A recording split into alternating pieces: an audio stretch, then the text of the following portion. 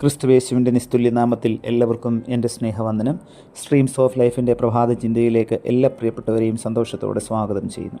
ഇന്നത്തെ നമ്മുടെ ചിന്തയ്ക്കായി ലഭിച്ചിരിക്കുന്ന വേദഭാഗം വിശുദ്ധ ലൂക്കോസ് എഴുതിയ സുവിശേഷം 6-ാം അധ്യായം 35-ാം വാക്യം. നിങ്ങളോ ശത്രുക്കളെ സ്നേഹിപ്പീൻ, അവർക്ക് നന്മ ചെയ്യുവീൻ, ഒന്നും പകരം ഇച്ഛിക്കാതെ കടം കൊടുപ്പീൻ, എന്നാൽ നിങ്ങളുടെ പ്രതിഫലം വളരെ ആകും. വഴിയരികിൽ അയാൾ നിൽക്കാൻ തുടങ്ങിയിട്ട് ഏറെ നേരമായി.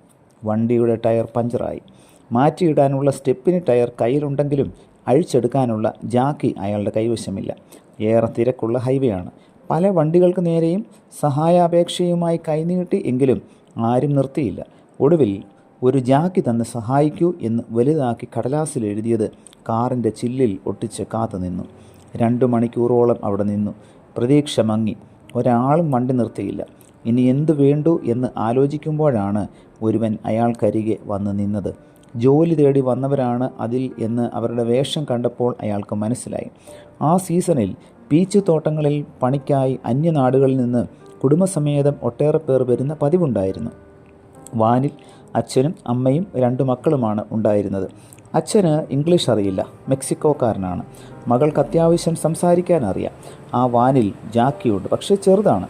ആ മനുഷ്യൻ വാനിൽ നിന്ന് മരം മുറിക്കുന്ന വാളെടുത്തുകൊണ്ട് വന്ന വഴിയരികിൽ കിടന്നിരുന്ന മരത്തിൻ്റെ ഒരു കഷ്ണം മുറിച്ചെടുത്ത് അതിന്മേൽ ജാക്കി വെച്ച് ടയർ അഴിച്ചു കൊടുക്കാൻ സഹായിച്ചു. ഏതാണ്ട് പണി തീർന്നപ്പോൾ ജാക്കിയുടെ ലിവർ ഒടിഞ്ഞുപോയി. അയാൾ അത് ഭാര്യയുടെ അടുത്ത് കൊടുത്തുവിട്ടു.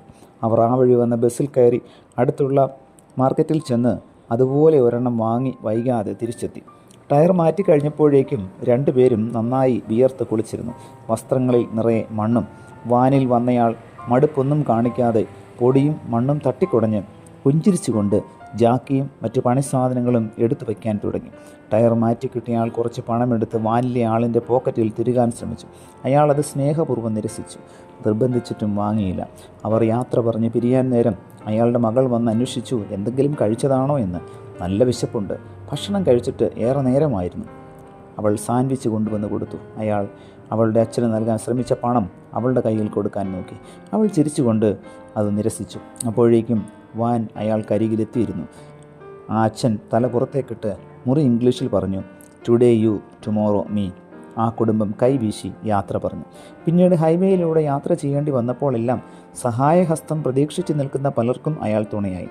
ഒരാളിൽ നിന്നും പ്രതിഫലം വാങ്ങാതിരിക്കാനും അയാൾ ശ്രദ്ധിച്ചു. ഓരോ തവണയും ആ മെക്സിക്കോക്കാരൻ്റെ യാത്രാമൊഴി അയാളുടെ കാതിൽ മുഴങ്ങി, ടുഡേ യു, ടുമോറോ മീ. പ്രിയമുള്ളവരെ, നമ്മുടെ ചുറ്റുപാടും ഇത്തരത്തിലുള്ള എത്രയോ വ്യക്തികളുണ്ടെന്നുള്ള തിരിച്ചറിവ് നമുക്കുണ്ടാകണം. പലപ്പോഴും ദാനശീലത്തെക്കുറിച്ചും ഔദാര്യത്തെക്കുറിച്ചുമൊക്കെ ഘോരം പ്രസംഗിക്കും, എങ്കിലും അവ പ്രവൃത്തി പദത്തിൽ കൊണ്ടുവരുവാൻ പലർക്കും സാധിക്കുന്നില്ല. സ്വാർത്ഥത മാത്രം നിഴലിച്ച് നിൽക്കുന്ന ഒരു സംസ്കാരത്തിലാണ് ഞാനും നിങ്ങളും ആയിരിക്കുന്നത്. ഇതിൻ്റെ മധ്യത്തിൽ നമുക്ക് ചുറ്റുപാടുമുള്ള സഹോദരങ്ങളുടെ വിശപ്പറിയുവാനും അവരുടെ കണ്ണീരൊപ്പുവാനും നമുക്ക് സാധിക്കുമ്പോഴാണ് നാം ക്രിസ്തുവിൻ്റെ അനുകാരികളായി മാറുന്നത്. അപ്രകാരം ക്രിസ്തുവിൻ്റെ അനുകാരികളായി തീരുവാൻ ഇന്നത്തെ വചന കേൾവി നമ്മേവരെയും സഹായിക്കട്ടെ. പ്രാർത്ഥിക്കാം. പ്രിയ കർത്താവേ, ലഭിച്ച വചനത്തിനായി നന്ദിയോടെ സ്തോത്രം. മറ്റുള്ളവരുടെ ആവശ്യങ്ങളിൽ പങ്കാളികളാകുവാൻ, അവരുടെ ആവശ്യങ്ങളിൽ ഞങ്ങൾ കൈത്താങ്ങൽ നൽകുവാൻ ദൈവത്തിൻ്റെ വചന കേൾവിയിലൂടെ ഞങ്ങളെ അവിടുന്ന് സഹായിക്കണമേ. മറ്റുള്ളവരുടെ ആവശ്യങ്ങൾ കാണുവാനുള്ള കൃപ ഞങ്ങൾക്ക് അവിടെ നൽകണമേ. അതിന് സഹായിപ്പാനായിട്ടുള്ള വലിയ മനസ്സ് ഞങ്ങൾക്ക് അവിടെ നൽകണമേ. പ്രാർത്ഥന കേട്ട കൃപയ്ക്കായി സ്തോത്രം. യേശുവിൻ്റെ നാമത്തിൽ തന്നെ. ആമേൻ.